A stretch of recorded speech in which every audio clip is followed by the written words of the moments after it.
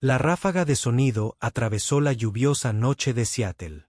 Liam Carter, exoperador especial del ejército convertido en cerrajero y padre soltero, derribó con el hombro una puerta cerrada, oyendo un grito desesperado desde dentro. Humo negro salía de la cocina. En el suelo yacía una mujer agarrándose una herida sangrante. Sus ojos se encontraron con los de él en un instante de gélido reconocimiento. Era Serena Whitmore, la periodista que había destruido su carrera militar. Entre humo y sirenas, sus miradas se cruzaron. Esta noche, para salvarla, tendría que enfrentarse a los fantasmas de su pasado. Los suburbios de Seattle en noviembre estaban perpetuamente grises. La lluvia caía a cántaros que parecían no tener fin. Tamborileaba contra edificios de apartamentos que habían visto días mejores. El complejo donde Liam alquilaba un modesto apartamento de 2 habitaciones se encontraba encajado entre una ruta de autobús y un centro comunitario que albergaba a trabajadores por turnos, jubilados y un puñado de veteranos que regresaban y que entendían lo que significaba reconstruir una vida después de que el ejército acabara contigo. Los pasillos olían a alfombra vieja y hormigón húmedo. Las escaleras metálicas crujían bajo los pasos. Las cámaras de seguridad del hueco de la escalera parpadeaban intermitentemente. Sus transmisiones eran entrecortadas y poco fiables. Era el tipo de lugar donde uno se mantenía en secreto, donde no hacía demasiadas preguntas, donde un hombre podía refugiarse en el anonimato y llamarlo supervivencia. Liam Carter tenía 36 años, aunque las arrugas alrededor de sus ojos sugerían una experiencia vivida más dura. Su complexión era esbelta y eficiente, sus movimientos precisos, afinados por una década de servicio militar que había convertido cada instinto en algo casi reflexivo. Trabajaba como cerrajero y manitas. El tipo de hombre que podía arreglar casi cualquier cosa en un edificio con los ojos entornados. Era un trabajo honesto, un trabajo silencioso, de esos que no exigían explicaciones. Pero Liam también se había convertido en el socorrista no oficial del complejo. Cuando los inquilinos llamaban a las 2 de la madrugada por roturas de tuberías o problemas eléctricos, Liam respondía.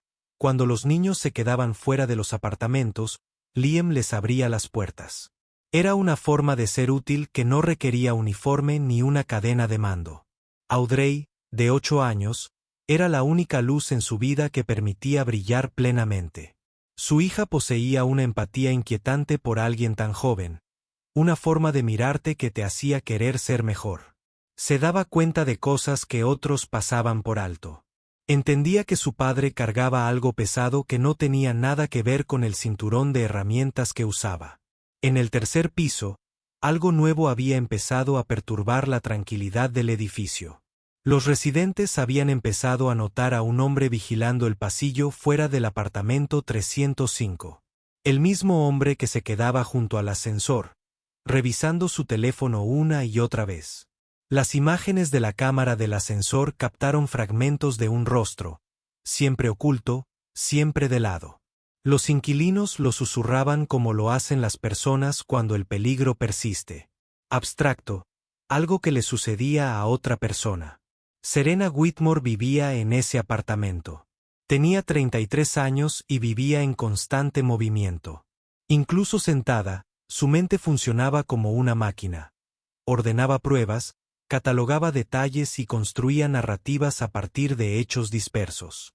5 años atrás, había sido una célebre periodista de investigación, de esas cuyo nombre tenía peso, cuyas historias derrocaban políticos y reformaban políticas. Pero 5 años atrás, también tomó una decisión que ya no podría deshacer. Publicó un artículo sobre la Operación Gerie, una operación militar encubierta que salió mal. El artículo era devastador, las fuentes convincentes, la narrativa irrefutable. Pero no lo era. Durante los meses siguientes, a medida que indagaba más, las inconsistencias empezaban a aflorar y sus fuentes a retractarse, se dio cuenta de la terrible verdad. Alguien con una agenda le había alimentado una narrativa. Alguien había usado su plataforma, su credibilidad y su dedicación a la verdad como arma. Las consecuencias fueron catastróficas. Un buen hombre se había quitado la vida. Su nombre era George Mason. Había sido el mejor amigo y compañero de operaciones de Liam Carter. La culpa recaía en todas partes y en ninguna, pero en ciertos círculos, recaía en el periodista que había escrito la primera ficha de dominó. Serena había sido destruida profesionalmente. Las publicaciones que la habían cortejado la abandonaron discretamente. Los editores que habían elogiado su trabajo le devolvieron las llamadas con excusas. Intentó disculparse, retractarse, explicar que ella también había sido engañada, pero el daño ya estaba grabado en el registro permanente de Internet. Así que se escondió, buscando la verdadera historia. Y esa verdadera historia la había llevado a Dante Cross. Cross era un contratista, un hombre de negocios en el espacio donde la industria de la seguridad privada se difuminaba en el mundo de la adquisición de equipo militar. Había construido un imperio de empresas fantasma y operaciones fachada, desangrando dinero de contratos de defensa y vendiendo secretos al mejor postor.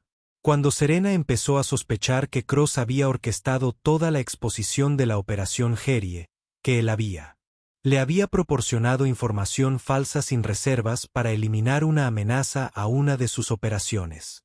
Había empezado a reunir pruebas, un disco duro cifrado, notas manuscritas, grabaciones de voz de conversaciones donde se oía la voz de Cross, discutiendo cómo manipular a un periodista para que hiciera su trabajo sucio. Mantuvo estas pruebas ocultas. Se movía por la ciudad como un fantasma, sin quedarse en ningún sitio el tiempo suficiente para establecer un patrón. Y entonces, desesperada, se mudó a este edificio con un nombre falso. El hombre que la observaba desde el pasillo aún no sabía dónde estaba, pero era solo cuestión de tiempo.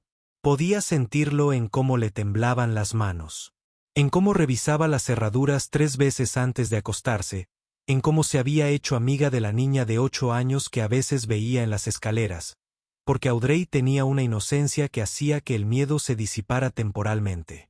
Audrey le había dado a Serena una venda una tarde. Una venda personal decorada con personajes de dibujos animados que sacó de una caja en el apartamento de abajo. Para cuando te lastimas la mano, había dicho la chica, con una mirada solemne y consciente. Audrey tenía una forma de ver la verdad de las cosas que la mayoría de los adultos habían olvidado percibir. Liam aún no sabía nada de esto. Sabía que Serena se había mudado al 305 hacía 2 meses. Sabía que algo andaba mal por su forma de moverse. Rápida y cuidadosa, siempre atenta, sabía lo suficiente como para no hacer preguntas. Pero esa noche, cuando el olor a plástico quemado y metal recalentado empezó a invadir el complejo de apartamentos, cuando la alarma de incendios empezó a sonar, el instinto de Liam se impuso a su rencor y se mudó. El incendio eléctrico en la cocina de Serena había comenzado con un pequeño estallido, una conexión defectuosa en la campana extractora, un cableado que se había degradado durante los años de la silenciosa decadencia del edificio. Pero en segundos, se convirtió en algo más. La chispa prendió en el paño de cocina. El paño de cocina encendió la grasa acumulada en la estufa. El calor se extendió. El humo salía del apartamento y se extendía por el pasillo como un ser vivo. Serena intentó contenerlo, pero sus manos resbalaron sobre la estufa en llamas y cayó al suelo con fuerza. El impacto le abrió un profundo corte en la palma. Liam estaba en el 4º piso cuando sonó la alarma. Bajó las escaleras en 3 segundos. Vio el humo. Todas las señales que su cuerpo había entrenado para reconocer le gritaban: ¡fuego! ¡Peligro! ¡Muévete! Olió el penetrante olor a plástico quemado y ozono. Sus oídos captaron el siseo de la corriente eléctrica, el crepitar furioso de las llamas que se extendían. Estos eran detonantes que a veces podían llevarlo a momentos que no controlaba. Recuerdos de operaciones en el desierto y edificios que se derrumbaban de formas que no podían pasar desapercibidas. Pero ahora mismo, su entrenamiento era lo único que importaba. Ahora mismo, era exactamente lo que necesitaba hacer. Usó una cuña de madera para forzar la cerradura lo justo. Su hombro golpeó la puerta con la fuerza de un cuerpo capaz de romper cosas. La puerta cedió. El humo era denso y negro, y la visión se redujo a 1 metro. Pero Liam se había entrenado para actuar precisamente en esas condiciones. No dudó. Se obligó a agacharse, por debajo de la mayor parte del humo, y entró en el apartamento aprovechando la geometría del espacio como si leyera un mapa memorizado. Serena estaba en el suelo de la cocina, jadeando, con la mano sangrando. Liam se acercó a ella, con la voz bajando a las órdenes calmadas y cortantes de alguien acostumbrado a guiar a la gente en situaciones críticas. Agachado. Agachado. Cúbrete la cara. Sacó una chaqueta de la sala, le envolvió la cabeza y los hombros y la acunó como quien lleva algo preciado y frágil. Con la otra mano, apagó el interruptor del panel, como si recordara 100 llamadas al apartamento. Cogió un extintor del pasillo y lo descargó en la cocina en un barrido de práctica. Entonces cogió la manta ignífuga del baño y sofocó las llamas restantes con precisión mecánica. El humo seguía siendo denso. Sentía que se le aceleraba el pulso, esa vieja sensación de que el mundo se reducía a la supervivencia. Pero siguió adelante. La jaló hacia la ventana, rompió el sello de cristal de la escalera de incendios y salieron a trompicones al frío aire de noviembre. Tras ellos, el apartamento expulsaba humo negro hacia la noche de Seattle. A su alrededor, los vecinos emergieron confundidos y asustados. Alguien ya estaba llamando al 911. Las sirenas sonaban cada vez más cerca. Fue en ese momento, cuando Liam dejó a Serena en el rellano metálico de la escalera de incendios. Mientras sus manos la recorrían para examinar la herida y comprobar si tenía quemaduras, ella lo miró. Sus ojos aún estaban llenos de lágrimas por el humo. Tenía la boca abierta para hablar, y entonces el reconocimiento la golpeó como un golpe físico. El color desapareció de su rostro. Eres Liam Carter. El cuerpo de Liam se quedó inmóvil. Durante un largo instante, no se movió. Algo pasó tras sus ojos. Rabia, reconocimiento. Todo el peso de un pasado que había intentado enterrar y contener. Apretó la mandíbula. Cada músculo de su cuerpo parecía tensarse. Se sintió abrumada al instante. Pero debajo de todo, debajo de la ira, la traición y la herida aún abierta de la muerte de George Mason, algo más se movía. Algo que aún estaba entrenado para proteger, aún construido para salvar. No apartó la mirada de su rostro. No la obligó a disculparse, ni a rogar, ni a dar explicaciones. En cambio, simplemente siguió haciendo lo que debía hacerse. Examinó el corte en su mano. Se quitó la camisa para revelar una camiseta sin mangas debajo y la usó como venda, envolviendo su mano con cuidado, con eficiencia, como un hombre que había aprendido a priorizar la función sobre la emoción. No hables, dijo en voz baja. Su voz era controlada. Todo se refugió en un lugar profundo donde no se podía ver. Solo respira. La ayuda está en camino. La policía llegó en minutos. Clinton Reed, amigo de Liam, de su propia y complicada caminata por la oscuridad, estaba de patrulla esa noche. Clinton vio la escena e inmediatamente comprendió lo que había sucedido. Los bomberos llegaron con su profesionalidad. Los vecinos del pasillo habían grabado videos que luego aparecerían por todas partes, mostrando el momento en que Liam irrumpió por la puerta, la dedicación con la que combatió el fuego, cómo cargó a una mujer herida por la ruta de escape, como si ella le importara más que cualquier otra cosa. Serena fue llevada al hospital para observación y tratamiento de su herida. 37 puntos de sutura cubrirían el corte en su palma, una cicatriz que le quedaría como un recuerdo permanente. Mientras yacía en la camilla de la ambulancia, intentaba hablar, explicar, disculparse, pero Liam se había dado la vuelta. Estaba hablando con Clinton, dando el informe oficial, con la voz vacía, salvo por los hechos necesarios. Cuando la ambulancia se alejó, se quedó bajo la lluvia viéndola alejarse, y Clinton lo observó a él, y algo pasó entre ellos que no necesitaba ser dicho. En el hospital, Serena permaneció despierta en la oscuridad, pensando en que el hombre al que había ayudado a destruir acababa de salvarle la vida. La ironía era tan perfecta, tan completa que casi parecía creada por algo más grande que la casualidad.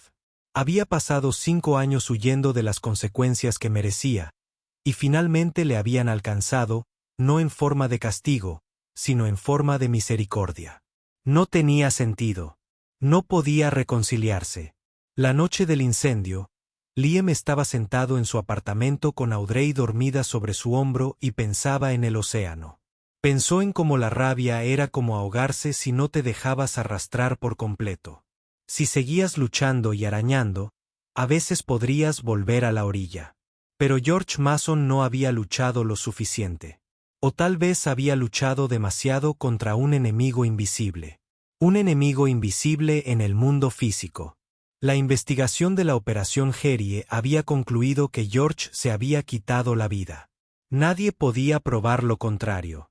Nadie pudo probar que la implacable cobertura mediática, la culpa recaída sobre un equipo que había estado siguiendo órdenes, hubiera sido otra cosa que una trágica secuencia de acontecimientos. Excepto que Serena seguía allí fuera. Excepto que estaba herida. Excepto que sabía algo. Porque la forma en que lo había mirado en la escalera de incendios no era la mirada de una mujer sorprendida al ver a un extraño. Era la mirada de una mujer que veía sus propios pecados reflejados en ella. Liam no fue al hospital. En cambio, llamó a Clinton y le preguntó si sabía algo sobre por qué el periodista había estado viviendo en el edificio. Clinton, cuidadosamente neutral, preguntó qué sabía Liam. Y cuando Liam no respondió, Clinton lo entendió. Habían pasado por suficiente juntos como para saber leer el silencio. A la mañana siguiente, Serena dejó una nota debajo de la puerta de Liam. La había escrito a mano. Su letra temblaba por el dolor y la falta de sueño. Tengo pruebas, decía. Sé lo que realmente pasó. Sé quién destruyó la Operación Gerie. Déjame ayudarte. Puedo probarlo. Había una dirección escrita debajo de un pequeño café a 2 cuadras.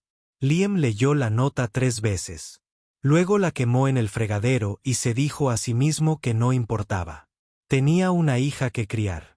Tenía una vida que vivir que no incluía a la mujer que había lanzado una granada a su mundo. Pero incluso mientras pensaba esto, sabía que era mentira. Ella ahora formaba parte de su mundo, quisiera o no. El fuego se lo había parecido. El conocimiento que ella poseía, fuera lo que fuese, se había alojado en su mente como una infección que no podía ignorar. No fue al café ese día. Pero le pidió a Clinton que pasara a observar discretamente. Clinton volvió a llamar al cabo de 1 hora. Tiene miedo, dijo simplemente. Más que miedo. Hay un hombre observándola desde el otro lado de la calle.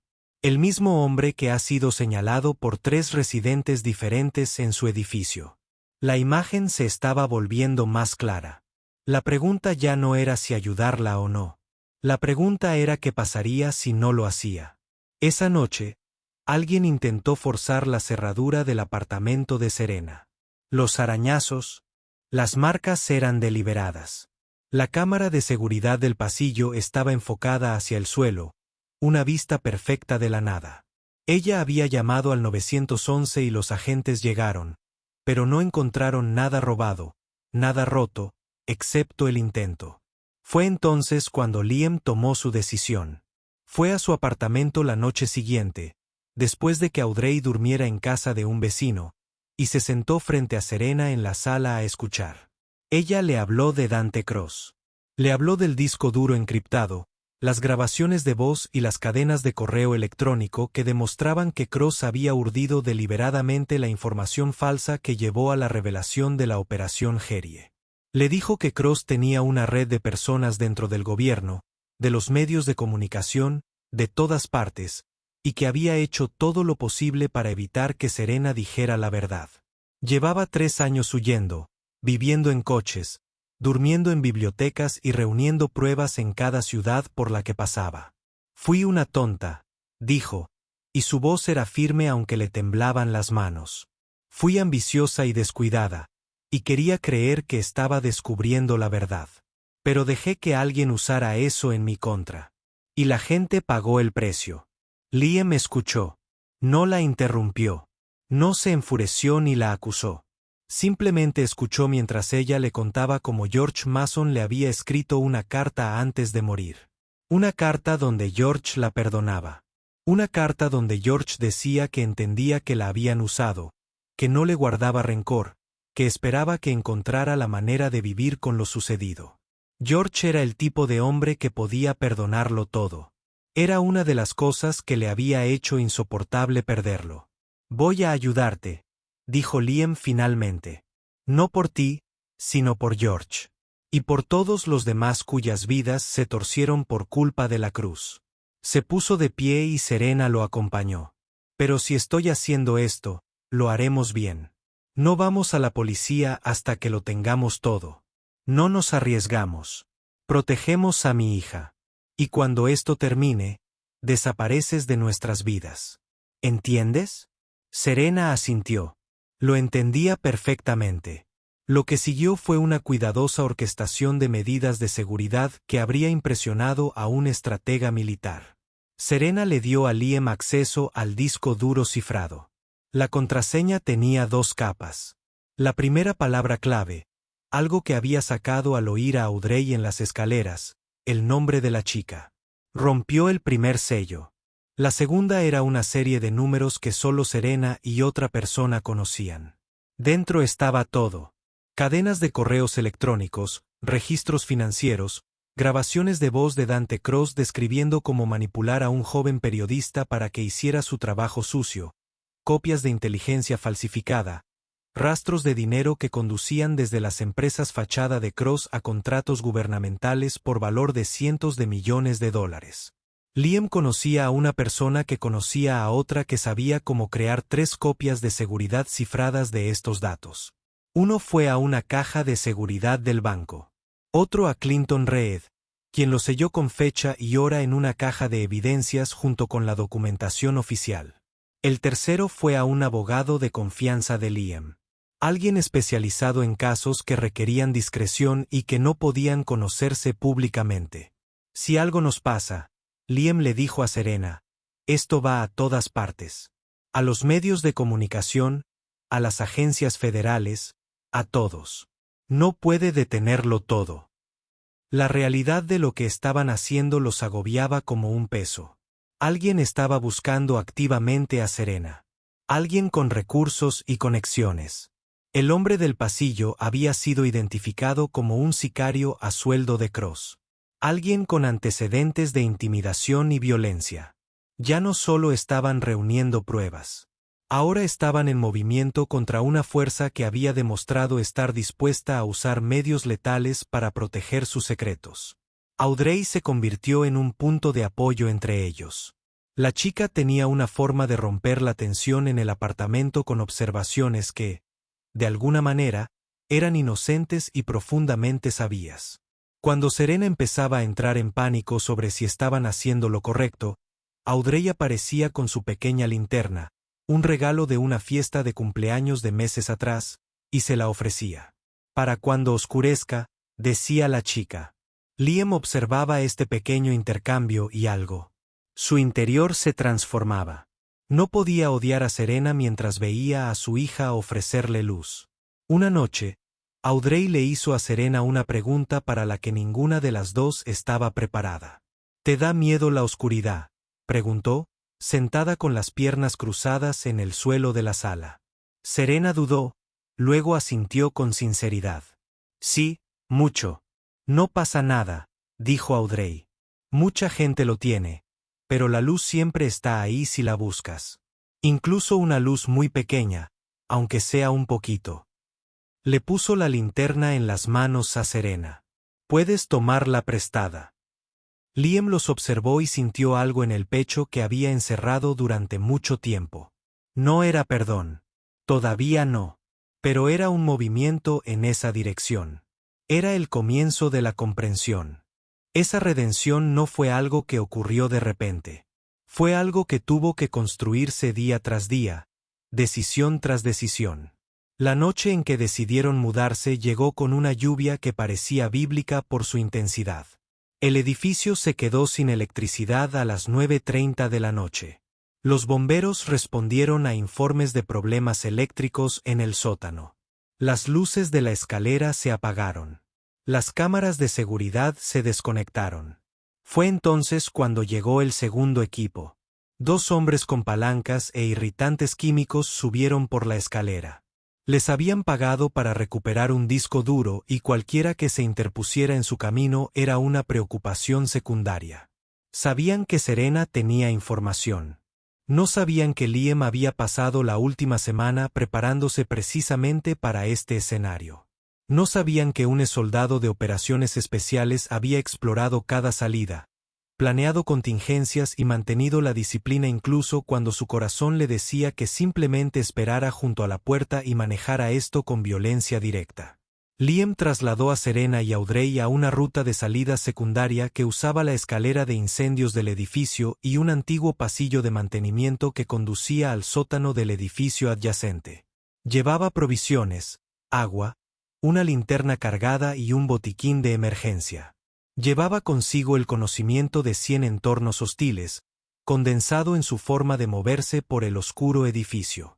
Tras ellas, los hombres de la organización de Cross comenzaron a irrumpir en el apartamento 305. Lo encontraron vacío. Encontraron una computadora portátil con un archivo señuelo que luego se rastrearía hasta su operación. Y entonces Clinton Reed y 2 agentes uniformados llegaron con un chequeo de bienestar programado por Liam con 48 horas de antelación. Los hombres huyeron antes de que la policía entrara en el edificio. Al llegar a la planta baja, los agentes los inmovilizaron.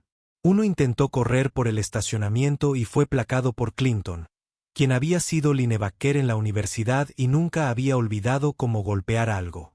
El otro se fue pacíficamente, consciente de que toda su operación estaba en peligro. En el sótano del edificio contiguo, Liam sostenía a Audrey en su cadera mientras Serena, sentada en un viejo banco de trabajo, respiraba con la mesura que le habían enseñado las técnicas de control del pánico. Cuando pasó la crisis, cuando supieron que los hombres estaban detenidos, Liam habló en voz baja por teléfono con Clinton y le ofreció un relato completo. «Tengo pruebas que deben documentarse», dijo. «Copias, en varias ubicaciones. Cross querrá contener esto, pero fracasará porque la red de contención es demasiado grande». Lo que ocurrió en las siguientes 72 horas sería el tipo de tema que se discutiría en las redacciones y las fuerzas del orden durante años. Serena decidió que la mejor defensa era hacerlo público antes de que Cross pudiera enterrar el asunto. Organizó una transmisión en vivo a través de una plataforma que no se podía desconectar. Estaba programada para las 4 de la mañana, cuando el tráfico en dichas plataformas era menor y era menos probable que el algoritmo captara la señal. Clinton la ayudó a organizar los despidos. Todo se enrutaba a través de canales cifrados. Todo estaba diseñado para propagarse más rápido de lo que la considerable influencia de Cross podía contener. El lugar que eligió fue el propio centro de operaciones de Cross. El almacén de envíos en el Muelle 27, donde Cross había dirigido su empresa durante 7 años sin interferencias serias. Liam se opuso enérgicamente. Ir a Cross era como caminar directamente hacia las fauces de la bestia. Pero Serena tenía claro lo que tenía que suceder. «Necesita saber que soy yo», dijo. «Necesita verlo. Si hago esto desde mi escondite, son solo datos. Pero si lo confronto directamente, si lo hago real, quienes lo vean entenderán que esto no es una teoría de la conspiración, sino el testimonio de la persona a la que intentó destruir». Así que idearon un plan. Clinton proporcionó vehículos policiales sin distintivos. Liam se colocó en el tejado de un almacén adyacente con visibilidad hacia todo el muelle. Serena, conectada con un pequeño micrófono que captaba cada palabra, entró en el almacén principal a las 3:50 de la mañana. Dante Cross lo esperaba. Había recibido un mensaje anónimo que le indicaba dónde y cuándo estar. No sabía que era una trampa. Pensó que lo estaban llamando para concretar algo. La arrogancia de un hombre que se había escondido en el sistema toda su vida es algo específico. Es la creencia de que el sistema siempre te protegerá, que las reglas escritas para la gente común no se aplican a los ricos y bien conectados. Cross se encontraba en el centro de su propio imperio y no entendía que ya se estaba desmoronando. Serena caminó hacia él desde la oscuridad y ya no tenía miedo. La transmisión en vivo estaba en marcha. Miles de personas que conocían su reputación, que entendían su habilidad como investigadora, observaban. Había colocado la cámara en una viga de soporte desde donde podía verlos a ambos con claridad. «Hola, Dante», dijo, y su voz llevaba el peso de 3 años de correr y reunir pruebas y planes. En este preciso momento, necesitamos hablar sobre quien orquestó la Operación Gerie. Lo que siguió fue una confrontación donde la verdad se topó con la negación, donde la documentación se topó con la mentira. Serena expuso las cadenas de correo electrónico, los registros de pago, las grabaciones de voz donde se escuchaba a Cross describiendo su manipulación. Cross intentó al principio negarlo todo. Luego intentó ofrecerle dinero. Luego, al hacerse evidente que el enfrentamiento se estaba transmitiendo y era visto por un número cada vez mayor de personas, hizo una declaración que selló su destino. Habló de cómo había logrado que la periodista, usando sus palabras exactas captadas en la transmisión en vivo, sirviera para sus fines. La describió como una herramienta, un medio para un fin, igual que una computadora o una cuenta bancaria. En ese momento, la opinión pública cambió radicalmente. En cuestión de minutos, varios periodistas independientes comenzaron a verificar la información presentada. Otros medios de comunicación retomaron la transmisión. Las agencias federales que habían estado esperando precisamente este tipo de manifestación pública comenzaron a actuar. Para cuando salió el sol, Cross estaba bajo custodia y la infraestructura de su operación se derrumbaba como una casa sin cimientos. El incendio que se desató en el almacén fue técnicamente un accidente. Una falla eléctrica en un área de almacenamiento, algo común en los viejos edificios industriales, pero se propagó rápidamente. Se dio la orden de evacuación y Serena se dirigía a la salida cuando el humo se espesó de repente. Perdió el equilibrio. El área de contención alrededor del almacén parecía haberse movido. Y ahora el camino que había memorizado estaba oscurecido por nubes negras tóxicas. Fue entonces cuando Liam bajó del tejado. Se movió entre un humo que habría incapacitado a la mayoría de las personas.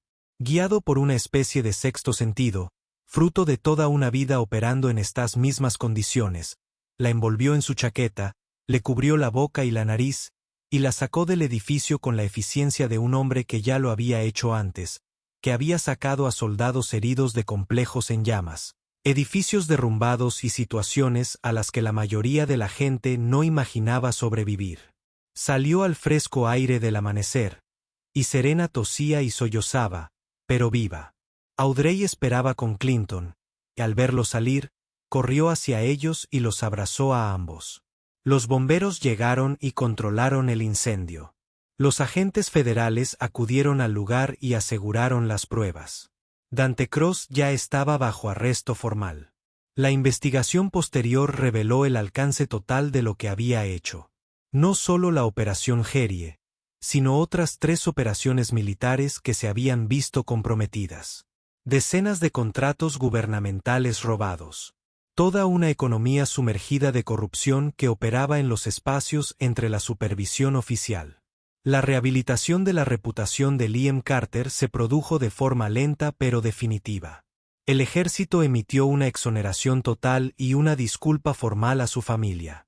La familia de George Mason recibió lo mismo, junto con una declaración pública en la que reconocía que la carrera de su hijo había sido destruida por desinformación deliberada.